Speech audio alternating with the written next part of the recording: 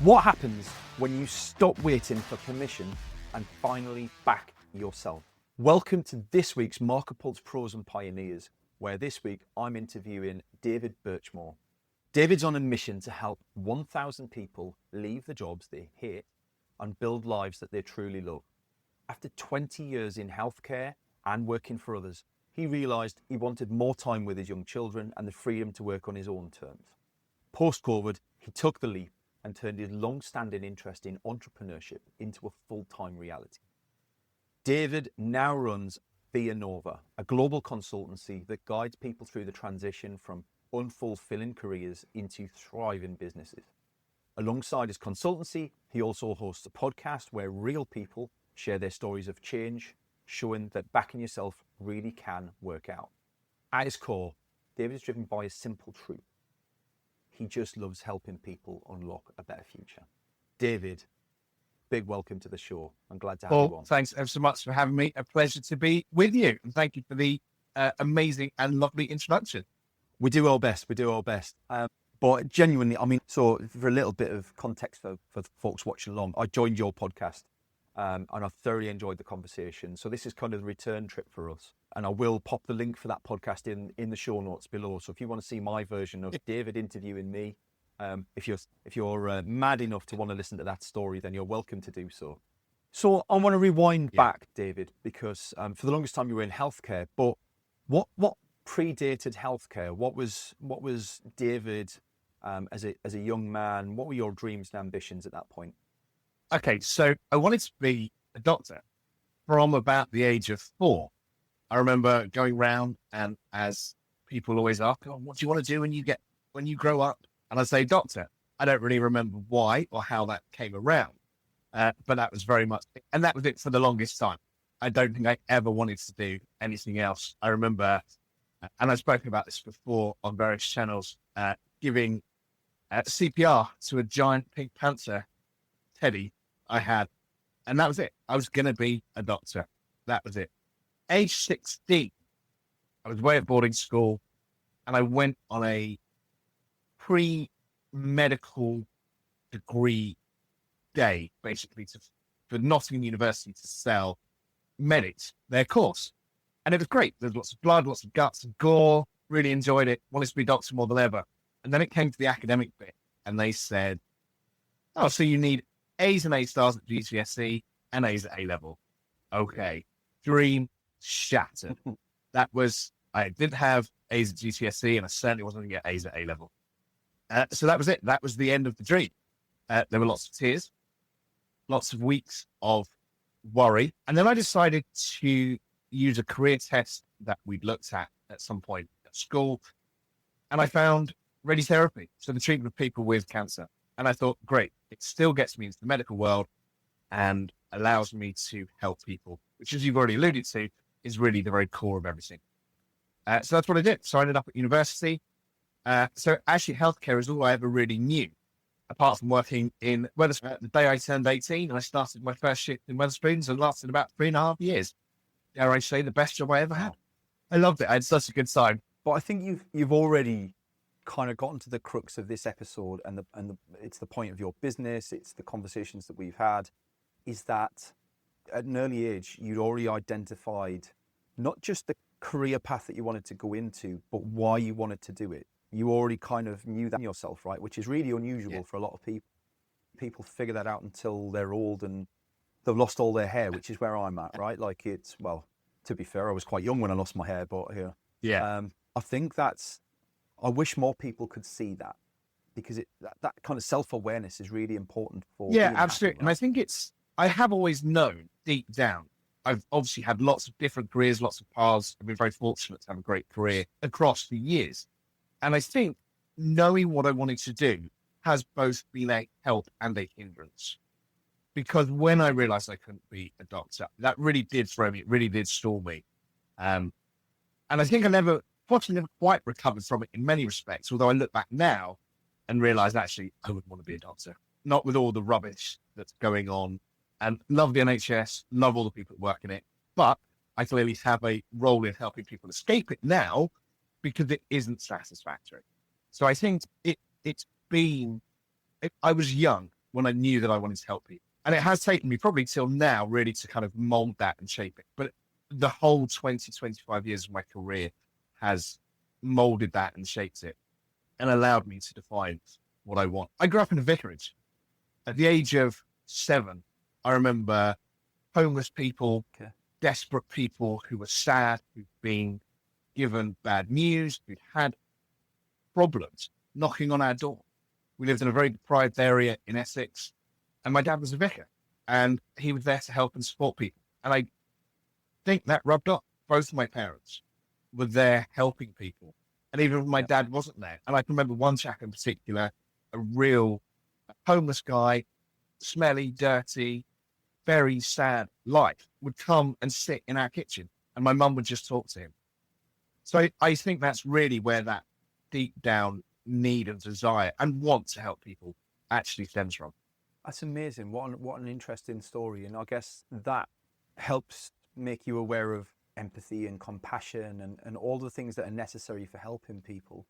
And I always say that like nobody gets into a career for 15 years if they don't really enjoy it, right? Even if it is just aspects of what they've done. And my career in retail was a similar sort of length, right? And I'm not going to say I hated the entire time. I absolutely didn't. I stayed too long is what I'd say. But there were elements, and quite a lot of elements in that job that I really got a kick out of and I really enjoyed and drove me forwards. Was there, in your time in healthcare, like, well, first of all, what does a career in healthcare look like? And secondly, were there times when you knew that there was something more waiting for you, that you were kind of waiting for the right moment? I think I've always had itchy feet, always wanted to move on to the next thing. I was quite driven as a young man, exceptionally arrogant. I wanted to save the NHS, if not the world, single-handedly. As a fresh graduate, that was it. I was going in and I was going to climb the tree and, save the dying NHS. And it was in a state 25 years ago, but nowhere near what it is now. And I think that's what I wanted to do. And I was always just seeking the next best thing. And I knew that healthcare was the right thing. And I loved working clinically. And I had the opportunity to leave the clinical environment. And I think that had probably always been coming, if I'm honest. I knew fairly early on in my degree that I didn't want to be a treatment radiographer, as we were called, forever. I didn't want to be that person, and it wouldn't satisfy what I wanted. So when I left and I kind of joined the corporate world and corporate healthcare into one of the big companies, I knew it was the right thing, and I enjoyed it. I loved it. I loved traveling the world. I lived abroad, I had amazing experiences, but I was always searching for the next thing. The next pay rise really is what I was looking for. What could I get? How could I do it? And the foolishness of youth really thinking that I could climb this ladder, probably without doing too much work, and just swan around Europe and America, drinking, living off being English, foolish. But it was the right thing at the time. Yeah. And I think that's a trap that a lot of people fall into, though, is believing, and we're almost conditioned to believe that a successful career and a happy job and the best job in the world is the most highly paid one with the nicest bonuses and freebies that come with the job. And it takes a lot of years of maturity for a lot of us to realize that actually that's the thing that's driving us to an early grave a lot absolutely. of the time. And I see it now more and more, and I understand it more than I ever have done. And I think looking back, yes, it's the innocence of youth, the ambition of youth, and a lockdown's personality. I hope that my children have a different perspective from day one. And I think they will, because I think the system is changing as a whole. But I think I was in that trap, and it took a job that I thought would be the best thing in the world and the most prestigious thing in the world to actually break me. And that was my first out of healthcare, or at least the first time I thought, this absolutely is not what I want to be chasing any longer. And I'd go to work, I'd be crying on the train, I'd have palpitations, and I did, 11, 12 months at this job. And I will share, it was in Harley Street in London. I was young, 26, and someone asked me to go and work in Harley Street. Now, if you know anything about healthcare, you know that Harley Street is probably one of the most prestigious places in the world to work. What young, arrogant man wasn't going to say no to being headhunted to work there. As it turns out, it was absolutely horrific and it nearly broke me. And I walked in one day and I said to the boss, I quit and I'm leaving. And I did. And I moved to Devon. I went back to working clinically. And that was the start again of, I guess, the new phase of life and a very big transition.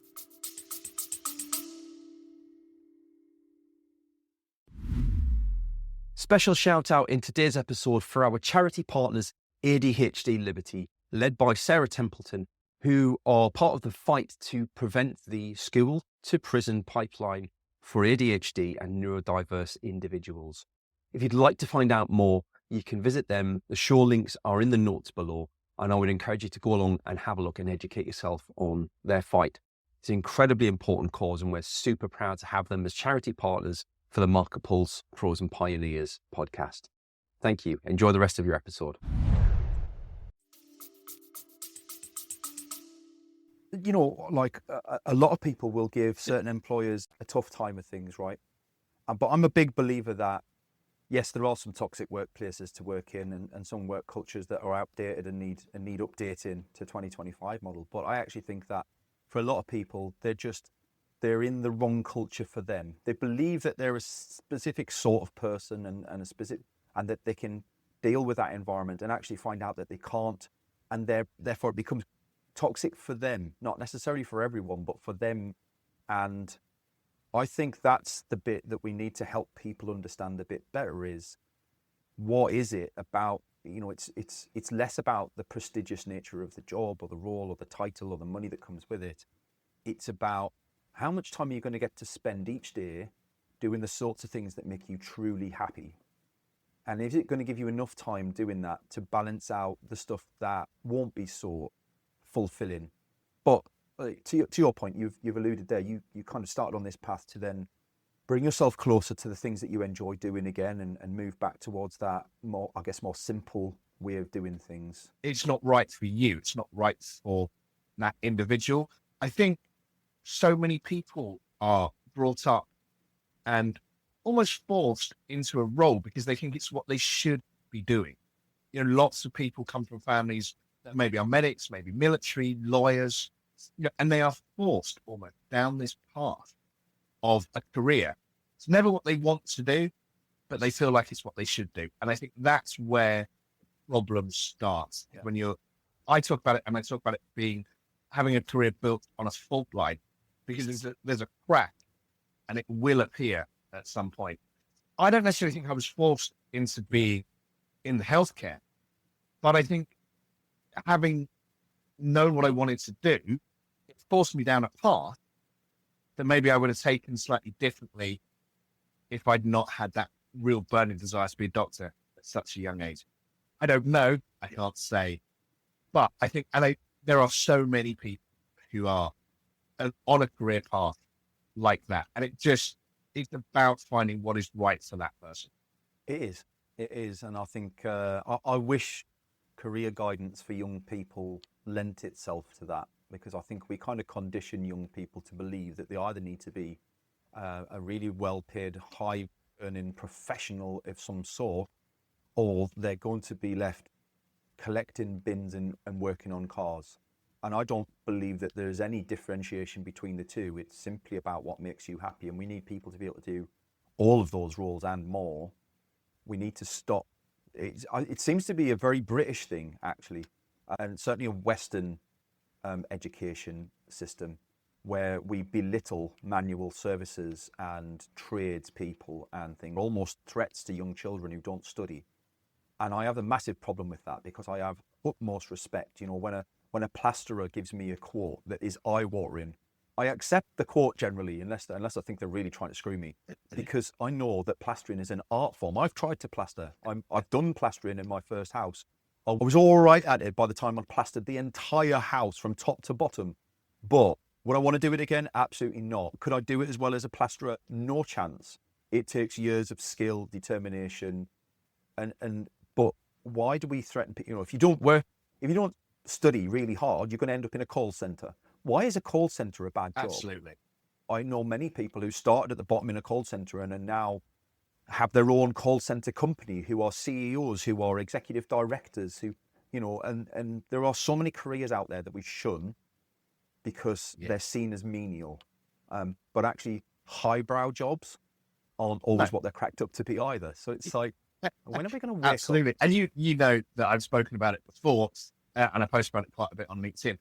Being stuck in a highbrow career is as dangerous as being a plasterer or working in a call center or doing something for yourself. It just doesn't really make much difference. And you're right. Why should it be any plastering, painting, decorating? I look around the state of my lounge. I can't paint at all. And people need those jobs. And of course, the irony now is that as AI becomes more prevalent, the chances are some of those more manual jobs will probably be the ones that stay and are sustained through the technology. They're safe, right? So that's, it's very interesting. And sorry, we kind of diverted from COVID. Yeah, it's quite all right. I enjoyed the little sidetracks. So yeah, COVID happened. Where were you when COVID happened? And it was a the really impact of that on you? interesting time, as it was, I think, for so many people, and definitive for very many people. I'd actually been made redundant at the back end of 2019, and I thought, right, it's time to go out on my own, fulfill that dream that started to kind of fizz up before then. And I got a recruiter called me and said, "Oh, would you come and do this job?" Yeah, sure, why not? I was unemployed for 5 weeks in the end. Good bats with good salary. I was a medical rep for the Southwest, so not traveling the whole country, which is what I had been doing. And I think that was November 2019. So just getting into the stride of everything. And then there was this funny thing going on where people buying masks, and there was some rumblings about what might happen. And I remember my now wife and I sitting in Salisbury the weekend that the plane flew over from China and landed at Liverpool. I was watching this on TV thinking, it's all a bit weird. Something's not quite right. And I think we stopped at a petrol station on the way home and bought some masks and some hand gel because it seemed that was what everyone had been doing. And then, of course, the big lockdown. We moved in together. We squashed our 4 children and the 2 of us into a 2-bed house so we could be together. Homeschooling was the biggest challenge of it all, which just cemented that I was never, ever meant to be a teacher. As much as I might want to help people, I think I want to help adults, not children. God bless any teachers. And I was immediately stopped from working. I was very fortunate that I was employed the whole way through. But working for a diagnostics company, no one was doing anything. So I sat at home. The drinks came out a bit earlier and earlier. I actually went on a diet and lost a load of weight because we realized that this could get quite serious if we didn't. And I love spending time with the kids. I look back at the photos and my children now will say, "Oh God, we hate COVID. It was horrible. It was horrendous." The reality is I'm not sure how much they actually remember. And when we look back at the photo, we had a nice garden. It was sunny. We played. I went online and we'd find activities to do. There were lots of groups that came out for parents to entertain their children. So we did a bit of schoolwork in the morning. Sometimes that worked, sometimes it didn't. And then we'd have fun. And we'd go on walks. We used to walk 2-3 miles a day, exploring the area we'd never really seen because we were too busy working. And it was just a good time. Don't get me wrong. I know it's horrendous for so many people and it was truly horrific. But for us, in our little bubble, it was a good time. And what it really made both my wife and I feel was we didn't want to go back to the way things had been beforehand. Like many, many people, we are not alone in this. And I'd already had this thought of starting a cleaning company. So it's funny you should touch on menial jobs, and I'll come back to that in a minute. And as COVID kind of ended and lockdown released, we said, let's start this. We created a logo. I'd done all of this during lockdown. Created a Facebook page and asked a few friends, and suddenly we had some work. And then I joined a networking group against my better judgment. And suddenly we had offices to clean, and we had people looking for building cleans and end of tenancies and all sorts. And suddenly this idea had ballooned. All the while, my wife was working nights in the care home. I was still a rep for the company I've been working for, and we balanced the two. And I look back and it really makes me chuckle because I'm not really sure we managed it. It was a great, crazy time, but it was the right thing. And there was just that feeling of joy. We were doing our own thing that actually we could, if we built this, we could spend time with our children and make that COVID bubble and the way we'd lived during COVID maybe more of a reality. The thought of having to drive to Reading for a 7 o'clock theatre appointment with my work, just the fun, the idea of it all just vanished. I was like, I don't want this anymore. And then my wife, on a walk one Sunday, fell off the seawall down the road here and snapped her leg in two. I say that's because she wanted to get out. It was Easter Sunday. So I say it's because she wanted to get out eating lamb, which she doesn't like. And I had an amazing piece of lamb, which went in the bin. She snapped her leg in two, and I was suddenly left with 4 kids, 2 jobs, and fairly minor in the grand scheme of things. But that was the turning point, and that was it. So I once again quit my job. Before we planned, so we had a plan to move forward, work the side by side, see what we do, raise some money, keep some money aside. But actually, Stays Falling Off the Wall really kind of just catapulted that decision. And I do not regret that decision in any way, shape, or form. And that was really the start of living the lifestyle and that ambitious lifestyle that we wanted and that we have. I love that. I love that turning point. And I think that's true of almost every guest we've had on the show, is that there was a crucible that led them where they're meant to be, the final turning point for people. And it's quite often that moment of either clarity or catastrophe, right? It is a case of, for many of us, sadly, some people crumble by the wayside, and it's really, really tough for those people. But for some of us, it is really that moment where we finally get out of our cocoon and spread our wings and figure out what it is that we're being pushed towards doing. And so you set out on building your career consultancy whilst launching a podcast at the same Thank time. So congratulations on the podcast as well, because I know how many episodes are you in now? 15, is it? I've actually just launched 30 today. 30, Yeah. Good grief. Right, so yeah, you're flying now. Well done. Thank you. You know, it's so hard to get past episode 10 even for so many people. What's been the hardest part since setting out on your own? Was there a point where you just thought, you know what, I've made a mistake here, I shouldn't be doing this? Yeah, monthly, weekly, daily, sometimes hourly. No, look, you know what it's like. There are hard times, and I will be the first to admit that there are tears, there are tantrums, there are days I want to jack it all in and find a job, and then I stop and I think what I actually have, and my children will always come first. That's why I left full-time employment. So on the days where it's bad and it's hard, I then remember, actually, I've got school run. I can get my kids. My son's got a rugby match. I'll be at a rugby match. So that outweighs all the hardships. And look, it's not easy. Being employed is, for the most part, a cushy little number. You have your pay at the end of the month.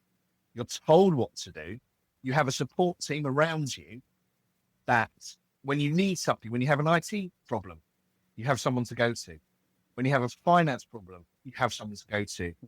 You submit your receipts and suddenly you get paid your expenses. Well, I do all of that and I love it. But I also surround myself with the right people who help me on that route. And I think that's the key to it, is finding the right people and meeting amazing people, making connections like you and I have done, where you can ask questions, you can have that support to see you through some of those really hard times. But quite simply, I would never go back to full-time employment. I couldn't. I was probably unemployable and a pain in the ass from day one. It's just taken me 20 odd years to work that out. I think that's why you and I collect so well, right? Like, we're both very much in that same boat now. And like, yeah, there's been times when, since starting my own business, I've thought, you know what, I should, but this is really tough. Cash flow is not where I wanted it to be at times. And, you know, I'm looking around the house and I'm thinking, you know what, I could be getting paid 3 times what I'm currently earning at that point in time. And then I think, yeah, nobody would employ you anymore, Paul, because you've just, yeah, you've broken yourself in that regard, because I couldn't go back to being told what to do anymore. I now that I have that freedom, and now that I know that I can be, in some modicum of the word, successful, in however we're going to view that word, I enjoy that too much to go back to being told what to do and criticized in the way that I do it. Like, and that for me, as a neurodiverse person, as an ADHD dad, that's the bit I struggle with the heaviest, because when I look back on my career now, knowing now what I know about myself and the way my neurodiversity is, I just think everything I've ever been criticized for was out of my control. Because, and it's the same for a lot of people, right? We go to work to do a good job. Nobody goes to work to do a bad job. But I've never once in that 15-year career had any conversation with anyone in any serious capacity about neurodiversity. And had I realized my traits, and I struggle to call them anything negative, because I love being ADHD. And don't get me wrong, I know there are plenty of people out there who absolutely hate being ADHD because they are far worsely afflicted than I am. And what is a superpower for me isn't a superpower for other people. So don't get me wrong, I sympathize with that and empathize with it. But for me, it was a superpower. But for everything that I struggled with, I now know that actually I did give it my best. It wasn't that I wasn't trying hard enough. It was that I'm incapable of those things, because that's just not the way my brain works. And so, if for no other reason than the fact that it's given me the space to understand myself better, I'm so happy that I did set out on my own journey. And that's so important. I think you are not alone in thinking and feeling that. And people are so compressed by that traditional 9 to 5 that we talk about. And employers, are obsessed with people working to rule. There's a place for that. And again, great that some people do, but it doesn't give that flexibility for people that think or work differently. And I think that's why so many people feel so unhappy and restless and just don't quite fit in, because you're trying to be molded to a system that doesn't really work for everybody. And the sooner we realize that, better. And of course, the irony of it all is probably for you and I is that if we were to go for a job, the chances are might be where you're a bit overqualified or overqualified, and you might get bored, instead of seeing it as a real positive and saying, wow, look at all this experience you've got, come on board. Hang on, you've applied for a job where you want to take, a lower grade, come work for us. We'll use you and build you up again. But people don't see that. They just see, oh, hang on, you've been a company director, you've done your own thing. Well, no, why would you want to come and do this again? Why would you want to? So short-sighted. And that, for me, sums up that whole kind of 9 to 5 corporate culture. And I think everybody, like in 2025, I think a lot of people are stuck in that way of thinking. I was talking with a guy the other day. So a good friend of mine is looking for consultancy work for startups and small businesses. I put a post out on LinkedIn.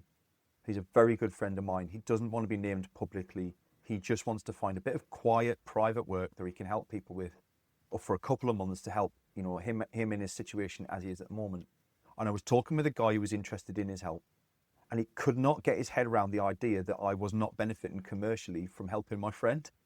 He's like, I don't understand why you're helping him if you're not working for him or you're not getting paid by him. And he actually got to the point where he asked me, have you built an AI that's really clever? And fair play to you if you have, that you're pretending is your friend and you're just going to pass me information from this AI. And I was like, I'm going to take your tinfoil hat off. I'm not that clever. And actually, no, I'm not transactionally driven. I just want to help my friend.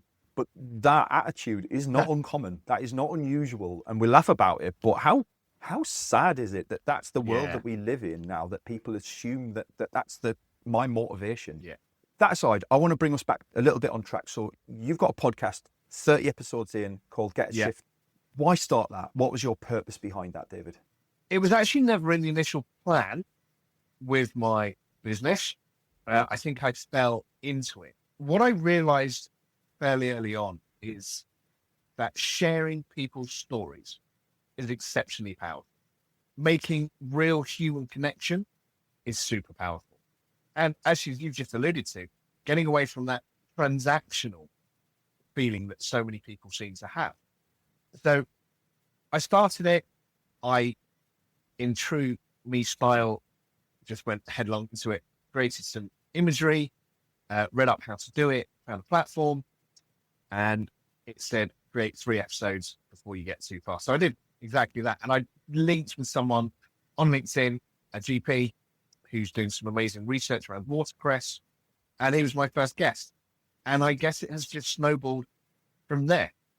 And it has been so fascinating to meet so many different people from all walks of life. And the whole premise of the podcast is to showcase that career change is absolutely possible. And as I'm sure you are well aware, when you see a real life story, it's much more interesting than me sitting there saying, oh yes, well, you can do this, this, and this, and this. And that really helps you get out of the job that you're stuck in.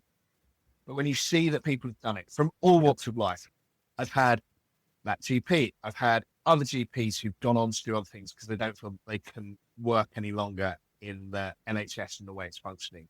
I've had teachers, I've had civil servants, I've had ex-rugby players from both the local and English team.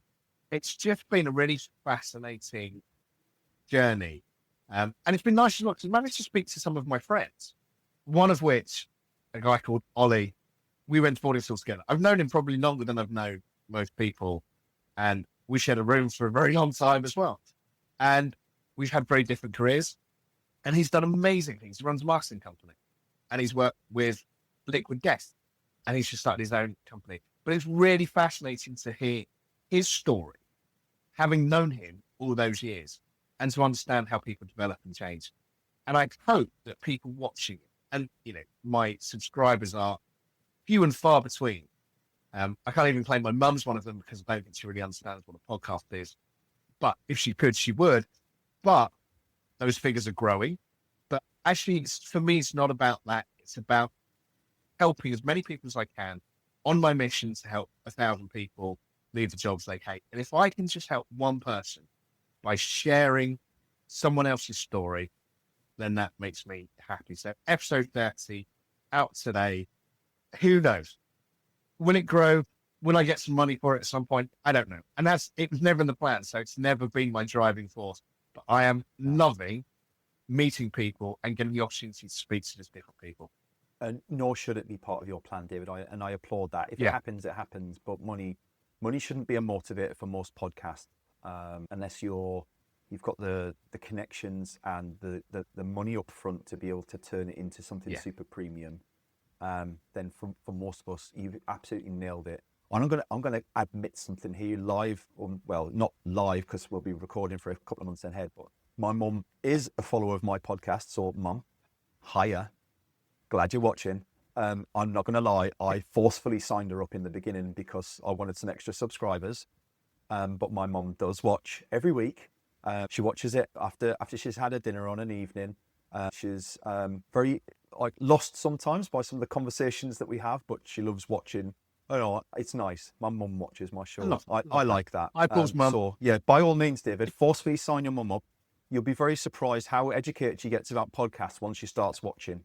But so, yeah, I guess thinking about everything that you've learned since moving into your own business and all the advice that you give to people, the work that you now do with individuals stuck in their roles. And as somebody who worked in discount retail, right, like I know there are a lot of people who are in the wrong job for them and they're desperate to get out. I was one of those people once. All I could ever see myself doing was more of the same for a different company, for a different brand. And I honestly thought that everybody on LinkedIn was, I'm going to say it out loud, sorry, mum, was full of shit. I genuinely thought it was all smoke and mirrors, and it was the only people that were successful were the ones that already had money to start with, who were trying to ram their marketing methods down our throat. I'm living proof that that's not true. However, I'm conscious that I've probably joined that band of people that I wouldn't have believed if I was in that role still. If someone's listening along today and they suspect I'm full of crap and maybe think that you're a little bit full of crap, I hope not, but maybe they do. What could they do today to prove to themselves that there is something else out there that they could be doing that would make them far happier that isn't the role that they're doing now in a different shape? That's a great question. And yeah, I think you're right. We are probably all full of shit in our own way, but you have to get through that. And genuine communication, genuine connections, like the type that we have, I think is very important to see through some of that. I think if you are really stuck in a role, in a job, and you know there's something else, I think the first thing to do is to truly identify what makes you happy and what skills you have that could see you out of it. And I'll give you an example. I was speaking to a chap the other day, works in healthcare, not sure what to do, has a well-paid job, fairly high up, has done a master's, so has got all the right things, shall we say, that one would expect to have. Actually is really not very happy. So we had a conversation and I said to him, okay, so what is it that you'd like to do? Really, really, if you took away all the barriers, take away the money, take away what people might say, take away the fear of that change. And his eyes lit up and he said, I think I've always wanted to have a pizza that served great coffee. But his eyes shot at that thought. I was like, and that's the key. That's what you need to do. Yeah. And I think so many people that I speak to have somewhere deep down that burning desire, burning wish to do something, but have stopped for whatever reason. And it's about finding what that is again. And you might stumble across it. It might be something that you've always wanted to do, but never had the possibility. But when you get to a point where you're so stuck, I think you're willing to try anything to get out. And if you've got that inkling, then do something. And whenever I have a call with someone, I always offer 3 calls for people to start with. I will give them 3 actions to do because it's about moving forward. And if you're that stuck, if that rusty nail is that rusty, then you have to do something. So those 3 actions, it could be anything. Just imagine what you want to do. What skills do you really enjoy using? Ask a friend. So I think it's really pinning down what lights you up, what gives you that joy, and then finding a way to manage it and taking even just small steps. And it's very cliche. It's very, it is what it is some of that fluff. But actually, it's true. Don't take that step. You never move anywhere and you get stuck in yourself. And then that's just that, cycle of misery. And then you make everyone else miserable. So it's about doing it for you and everyone else around you. I think there's a couple of things that I would add to that, in that have an idea of what you want to do, but be prepared for that to change as you get closer to whatever you're heading towards. Because quite honestly, I never intended to set up a marketing company of any sort. I never intended to end up, if you told me 10 years ago I'd be working around video editing and repurposing and working with podcasts, I would have laughed so hard in your face. And I would have definitely raised my eyebrows at who I am today. But here I am, thoroughly enjoying myself. So my goal was to get out. I found a role using technology, which I love working with technology. And that was a stepping stone to where I am now. But always be listening to what makes you happy in the moment and be looking for a way to find more of those little things that you do every day that make you much happier. My second thing would be, if perhaps you're not ready to talk to somebody like David yet, and you, like I say, still suspect that I'm full of crap, then there is a tool out there called ChatGPT. You may have heard of it, you may not. A lot of people, it's surprising how many people in corporate roles, in retail, have never even considered ChatGPT or Claude or Gemini or whatever versions on your phone. Have a conversation with it. You would be surprised at how insightful it is at identifying what makes you happy and what skill sets you have. It is there. It can be very constructive and critical thinking for you in a way that gives you that confidence to have a conversation with a real person next. And that's where I'd go with it, is try a prompt along the lines. You don't need to be an expert to write prompts in AI these days. Just try something along the lines of, I want you to act as a career change consultant. I'm going to tell you what job I do. I'm going to describe it to the best of my ability, and I'll maybe even upload your CV into it, and it'll ingest that. Conscious of data, everyone. So I'll give you that warning as well. You upload something, it's theirs. But feed that information in and see what it comes back with, and ask it some questions, and ask it to ask you questions. And maybe that's a good starting point for a lot of people who are thinking about it but aren't quite brave enough yet or haven't committed. Because the other thing that I would say to people is you need to be in the right point in time to make that pivot. If you're still dithering about doing it and you're thinking about it, but then you never go and do it, when is the right time? When are you ever going to do it? Got to find a point in time, and there will never be a perfect moment. You'll never be able to afford it. You'll never have loads of money in the bank as a comfort buffer so you can go and do it. And quite honestly, if you did, you wouldn't make a success of it. Sometimes just doing it by the seat of your goddamn pants, getting out there and being terrified is what actually 100%. makes you successful. Yeah. I'm not going to lie. Yeah. I love it. David, thank you so much for what has been a wonderful, I genuinely love helping people with careers and things like that as well. I don't want to make it my job, but I love hearing the passion that you have for helping people. And I'd always encourage anybody, if they're interested, to go and talk with you. Thank you. I will make sure your contact details and everything from Via Nova are in the show notes. Is there anything that you'd leave the audience with before we end the episode? First of all, thank you. Thank you for the connection that we've made and the friendship that we've made as well. And I think what I would leave people with, and to touch on your point, is allow there to be that human connection. Look through the fluff on LinkedIn or any other platform. And you said then that allow things to change and be prepared that things might change. It's amazing when you give yourself the opportunity to be open and free of constrained thought, the opportunities that present themselves to you.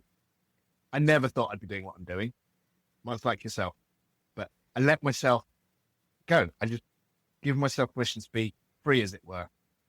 And it's amazing what you find works. Podcasting is just another example. Never thought I'd do it, and yet here I am. So give yourself the opportunity to enjoy something and see where it takes you. Fantastic. Thank you so much for your wise words today, David. Thanks, Paul, fantastic. And I will see all of you. Make sure you subscribe. Make sure you give us a follow. We'll see you next week on MarketPulse Pros Pioneers.